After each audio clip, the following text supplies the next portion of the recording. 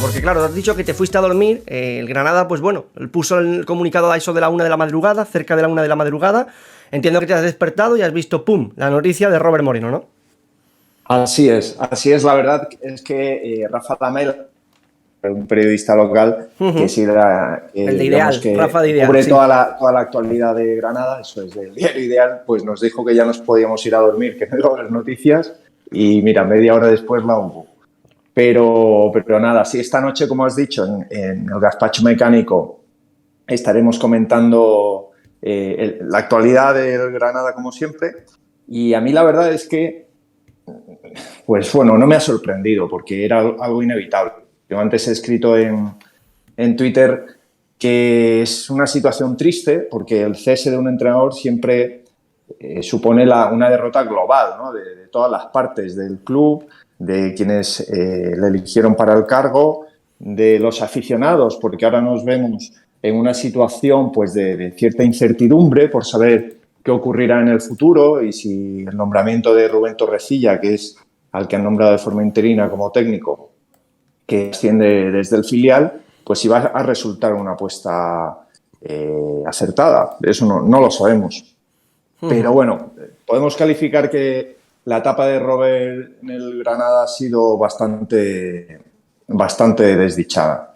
Empezó bastante mal porque fue elegido por la propiedad y no por el director deportivo, y ha acabado mal porque, bueno, pues era un técnico inexperto, tenía una papeleta muy difícil tras la marcha de Diego Martínez, que es el mejor entrenador de nuestra historia, y no ha podido ganarlo en ningún momento.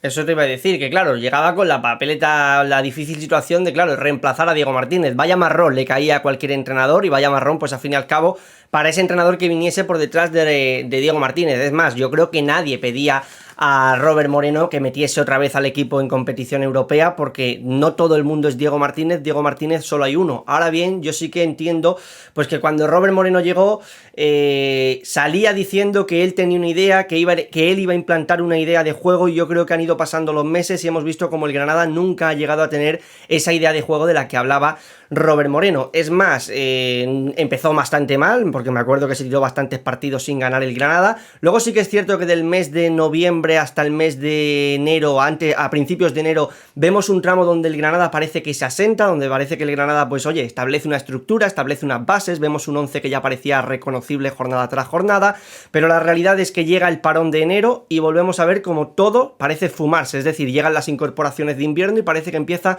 una nueva temporada, parece que empieza una pretemporada para el Granada. Y Aguirre, esto es algo que yo he leído de mucha gente que sigue al Granada, esto es algo que a mí me han comentado amigos que tengo que son del Granada, y es que claro, en estas últimas jornadas era imprevisible ver qué es lo que iba a hacer Robert Moreno, porque parecía que había perdido el control del vestuario hasta el punto de que un día salía un equipo lleno de jóvenes, al día siguiente, o a la jornada siguiente mejor dicho, un equipo repleto de futbolistas veteranos. Conclusión, ¿qué es lo que...? O sea, esto es, yo creo que lo mejor dicho, lo que se le tiene que achacar, ¿no?, a Robert Moreno, más allá de que, bueno, luego también pues hemos visto que ha tenido enfrentamientos con la grada, más allá de que también ha tenido enfrentamientos con la afición. Pese a ello, en defensa de Robert Moreno también diré que desde el primer día que llegó se le estaba pitando, como quien diría, ¿no? Sí, él ha tenido una situación muy complicada que al principio no llevó bien. No olvidemos que Robert Moreno estaba debutando como entrenador en Primera División. Es un técnico que no había pisado ni siquiera los campos de Segunda División, que su trayectoria profesional es aún bastante breve como primer entrenador, y bueno, pues todos sabemos que ocupó el banquillo de la selección tuvo un paso efímero por el Mónaco y llegaba a España, yo creo, con más ambición por hacer cosas de las que había demostrado. Y era una situación muy difícil. En su favor, hay que decir que cuando llegó y tuvo un discurso muy ambicioso, levantó un poco el ánimo del entorno porque estaba todo bastante decaído, ¿no? La afición estaba aún muy melancólica por la marcha de Diego, y él levantó aquello. Y fue, bueno, pues un discurso ilusionante. Luego eso le ha pesado porque él estaba en las antípodas del estilo de Diego Martínez. Y la plantilla, que había sido muy bien aprovechada por Diego, pues también se encontró con un plan para el que ellos yo creo que no estaban preparados. Al final, Víctor Díaz, en nombre de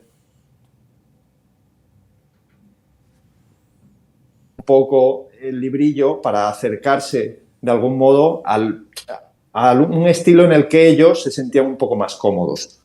Robert cedió, el equipo mejoró con el 4-4-2, con Molina y Suárez arriba, el doble pivote con Millegón Alonso, y aunque seguía habiendo carencias, pero hubo algunos pasajes de la temporada en los que parecía que habían encontrado un modelo híbrido entre lo que querían las dos partes y sirvió para sumar puntos. Es verdad que en algún encuentro como el de Mallorca, que ganamos 4-1, pero en el minuto 90 tuvieron una ocasión clarísima que habría sido el 2-2, ¿no? Entonces ha habido resultados que han sido un poquito engañosos y bueno, hay otros tuiteros que defienden que realmente hemos tenido más puntos de los merecidos, ¿no? Que hemos tenido suerte.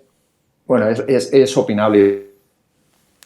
Entonces, efectivamente, llegan las incorporaciones del mercado de invierno y muy lejos de darle a Robert las 2 o 3 herramientas que necesitaba para mejorar algunos puestos clave, que básicamente era, para que nos entendamos, encontrar los perfiles de Yangel Herrera y de Kennedy, que se habían ido en verano y que no habían encajado ahí, pues ni Monchu ni... Pues la dirección deportiva, en contra de la voluntad del entrenador, que quería una plantilla corta, decide hacer 5 fichajes. Sí. A pesar de que se fueron Moncho Abraham y tenían prevista la salida de Machís, que es por el motivo que fichan a Mirto Uzuni por 3 millones. Y Arezo. Y se le queda una plantilla a Robert, en vez de corta, como él quería, se le queda una plantilla de 27 jugadores. ¿Qué ocurre con esto? Que genera confusión en Robert. Empieza a meter los 5 fichajes de golpe, luego quita a todos menos a Uzuni, entran los miembros de la vieja guardia, tampoco funciona, Arezo es titular en San Sebastián y al siguiente ni calienta. Eso es. Rochina, que volvía de una lesión después de 2 meses, no ha terminado de recuperar dinámica con el primer equipo, no ha logrado en ningún momento tampoco reincorporar de forma adecuada a Domingos Duarte, que debería ser un baluarte de este equipo. Y al final, ya en los últimos 2 partidos, realmente yo creo que ya nadie sabía qué alineación podía sacar. Robert Moreno, que además tampoco ha demostrado en ningún momento de la temporada tener esa capacidad para leer los partidos y obtener puntos desde el banquillo, la verdad. Hay muchos seguidores de Gazpacho por aquí, del Gazpacho Mecánico, porque veo por aquí a José M93, Fernán también nos reconoce, está por aquí Big Kaiser, está también por aquí Ami Joroba, todo esto, los que van llegando bueno, Tramel también está por aquí 7, todos estos pues oye, te mandan una cariñosa bienvenida, Aguirre, que bueno, mejor dicho, estos me los traes tú a mí, ¿no? Porque realmente entiendo que llegan procedentes de tu retweet de Twitter. Bueno, el Granada está 17º, 25 puntos, son 22 puntos ahora mismo los que marcan la salvación, los marca el Alavés. Es cierto que, bueno, con los mismos partidos, ¿no? En este caso son 3 puntos los que se queda, o 4, 3 puntos, ¿no? Son 3 con el Alavés, pero eso es, hoy juega 4 con el Cádiz. Eso es, y 4 con el Cádiz, que si gana hoy, pues se puede quedar a 1 punto. Eso es.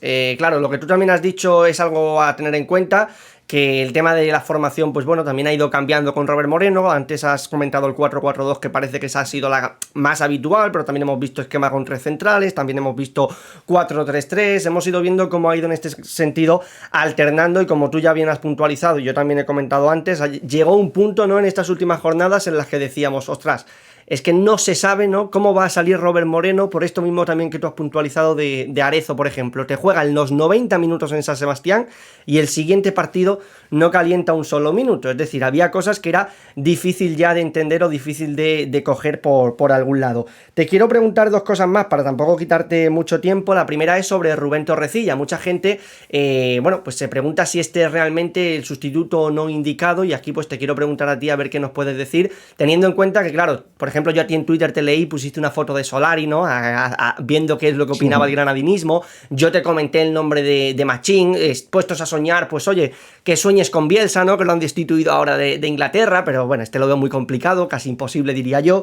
Pero bueno, más allá de esto, ahora mismo se ha apostado por Torrecilla, aunque el club lo ha anunciado como interino, es decir, veremos a ver, entiendo que el próximo partido contra el Elche se va a jugar con él en el banquillo, depende de lo que haga, puede que se le haga el contrato hasta final de temporada o puede que a lo mejor el club esté trabajando por incorporar un nuevo entrenador. Yo te pregunto a ti antes que nada, ¿crees que apostar por Torrecilla hasta final de temporada sería una buena idea o tú personalmente irías a por un entrenador?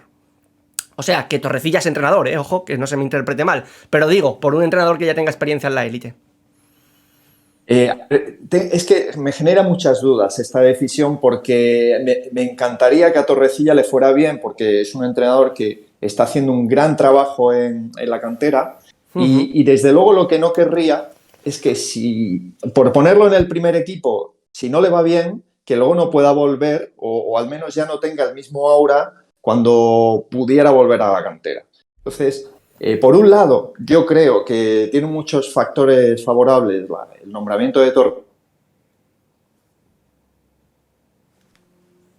su ética de trabajo es muy parecida a la de Diego Martínez y yo creo que eso va a encajar bien en un vestuario que creo que está muy necesitado de restaurar el equilibrio que tenían antes de la llegada.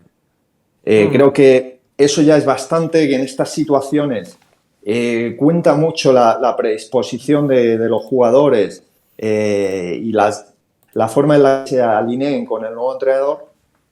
Y luego siempre está el riesgo de subir al entrenador del filial, ¿no? Antes comentaba con otro tuitero que a nosotros con Pedro Morilla hace 3-4 años, en el primer año de segunda, lo hicimos. Se destituyó a Oltra, se subió al técnico del filial, que entonces lo estaba haciendo muy bien y nos fue fatal, fue algo horroroso. Y sin embargo, en su día, con un joven Lucas Alcaraz, bien. Torrecilla ya tomó el relevo del técnico del filial hace un año en una situación parecida y lo hizo muy bien. Yo creo que todo va a depender del partido contra el Elche, de la imagen que dé el equipo, de que se logre la victoria y alejar un poquito más el corte con el descenso, pues va a ser clave. Yo entiendo que también es una opción más económica para el club, la de subir a Torrecilla, que la de ir a por otro entrenador, que además te puede condicionar demasiado la planificación de la siguiente temporada. Es decir, ya no hay entrenadores libres a estas alturas en los que el Granada a lo mejor se pudiera sentir cómodo dándole un año más. No solo lo que queda de esta temporada, sino la próxima. En ese sentido, todos los entrenadores que gustaban en la dirección deportiva ya tienen trabajo. Francisco, Javi Gracia, pues eran técnicos que se habían sondeado, ahora ya pues son inviables. Y de los que quedan, como tú has dicho, yo decía Solari porque justo lo cesaron en el América. Otro nombre que ojo, no sé si se ha comentado o no por Granada, pero a mí personalmente no es un entrenador que me acabe de convencer, pero muchas veces cuando un equipo está en esas zonas complicadas se habla de Abelardo muchas veces. Sí, bueno, hay quien ha nombrado a mucha gente, sí. Abelardo, el problema es que entre el entorno granadinista no tiene demasiadas simpatías, más bien al contrario, le sucede como a Bordalás. Y yo de verdad, para dar un tiro al aire como Abelardo, casi que prefiero probar con Torrecilla. Sí. Yo creo, ya te digo, que va a tener a los viejos pretores de Diego Martínez de su lado, que él además conoce muy bien a Ismael Ruiz y a Torrente porque han despuntado con él y que puede instaurar de nuevo la solidez defensiva y la seguridad atrás con el sistema de 3 centrales que viene empleando en el filial. Creo que un poquito de orden a este equipo le va a venir bastante bien. Bueno, otra cosa que yo sí que quiero apuntar con respecto a Torrecilla, porque después de leer, por ejemplo, a Francisco Rodríguez y de leer a distintas personas que trabajan en Ideal, a Rafa Lamelas también, pues claro, he leído que el papel que está dando es cierto que no es para ascender a Primera Real Federación Española, pero sí que hay varios jóvenes que están destacando y que están gustando. Puede también servir, entiendo, Torrecilla en este sentido como conector de futbolistas del segundo equipo, meterlos en dinámica del primer equipo, ¿no? Por ejemplo, Pepe Sánchez, que ya lo vimos la temporada pasada con Diego Martínez, a lo mejor darle continuidad. O por ejemplo, Isma Ruiz, que estamos viendo que está yendo convocado con el primer equipo. Torrente, que ya es una realidad, ¿no? Porque está siendo titular en los últimos partidos casi siempre. Y entiendo que algún que otro canterano más, pues a lo mejor podría tener esa subida. No sé cómo lo ves tú, más teniendo en cuenta que, claro, probablemente los futbolistas que más se están señalando son pesos pesados, como quien diría, de la plantilla. Ejemplo de Víctor Díaz, que no está dando un buen rendimiento esta temporada. Germán Sánchez también está dejando muchas dudas. Entonces, teniendo en cuenta esto, podría ser también en ese sentido, oye, el conector.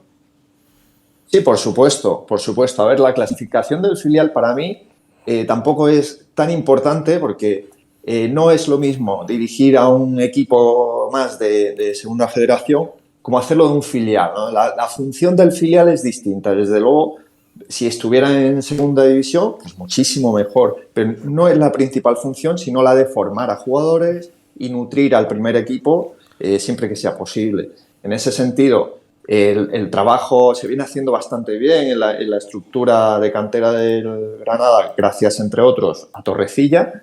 Y yo creo que por supuesto que puede servir como conector. De hecho, Isma y Torrente son jugadores que ya, de hecho, son jugadores del primer equipo. Y ahí van a tener a su viejo entrenador. Y luego, pues hay otros chavales que a mí, yo no sigo demasiado al filial, la verdad, pero gente que sí lo hace, pues me asegura que hay gente como Barcia, por ejemplo, que es central y que en algún momento dado podría contar con la confianza de Torrecilla y apoyar al primer equipo.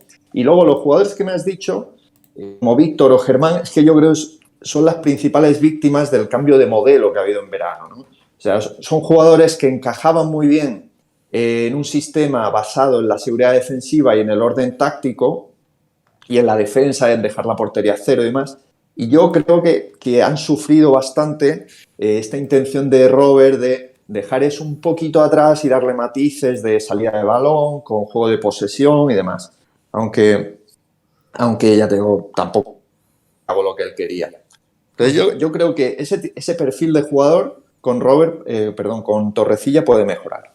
Está en playoff, nos dicen por aquí el Recreativo Granada, es decir, el Granada B, el equipo en el que estaba entrenando el filial, en este caso Torrecilla. Preguntan por aquí que si ha habido carta de despedida de Robert Moreno, que yo sepa hasta el momento no, y es más, según tengo entendido, se ha marchado sin despedirse de los periodistas, se ha marchado por la puerta de atrás tal y como apuntaba Ideal, y el que sí que se ha despedido en este caso es su segundo, Guindos, que sí que ha ido a despedir a los periodistas, a hablar con la gente y a decir el último adiós, como quien diría. En cambio Robert pues ha salido por la parte de atrás. Y ya para finalizar, Aguirre, te hago la pregunta, ¿en qué situación quedas, crees tú, Robert Moreno? ¿Crees que se le ponen las cosas muy complicadas de cara a un futuro para entrenar un equipo? Porque teniendo en cuenta la imagen que ha dado en Granada, ya no solo, como yo decía ayer en Twitter, de resultados, porque bueno, esto al fin y al cabo pues se te puede dar mal por la razón que sea y no te hace mejor o peor entrenador. Hay entrenadores que han tenido malas etapas en distintos equipos y buenas en otros. El ejemplo de Javi Gracia, que por ejemplo con Osasuna pues no se le acabó dando bien del todo, y en Málaga pues lo recordamos como un auténtico héroe, ¿no? Entonces, esto ya es lo de menos, como quien diría, pero sí que es cierto que a veces los planteamientos, como ya hemos mencionado, el tema de encararse en alguna que otra ocasión con la prensa. ¿En qué situación crees tú que queda Robert Moreno? Yo dije hace mucho tiempo que no le veo futuro a Robert Moreno en España, ni siquiera en grandes ligas, al menos en el corto plazo, por varios motivos. A ver, yo creo que no es un entrenador que sea lo suficientemente competente para sentarse en un banquillo de primera división. Esto desde el punto de vista más técnico, más profesional, y es mi opinión, ojo, es mi punto de vista. Creo que tiene demasiadas carencias y no deja de ser un técnico que está en formación, porque no es lo mismo ser... Y eso es evidente.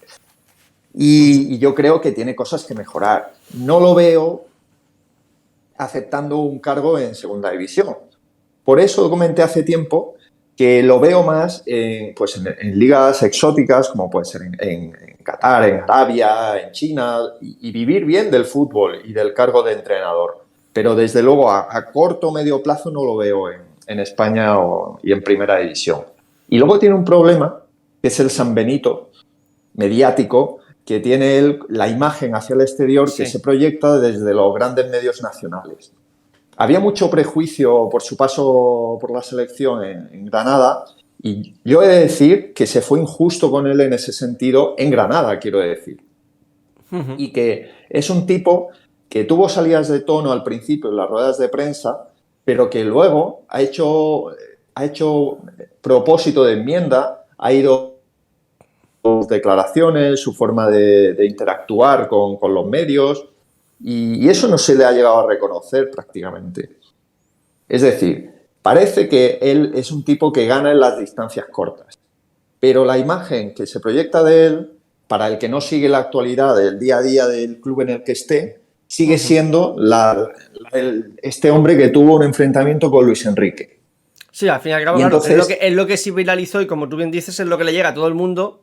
Pero aún así, claro, hay ruedas de prensa. Por ejemplo, tuvo una rueda de prensa que se salió de tono, la siguiente rueda de prensa fue muy buena, pidió perdón incluso, y esta no se viralizó tanto. Eso es, justo.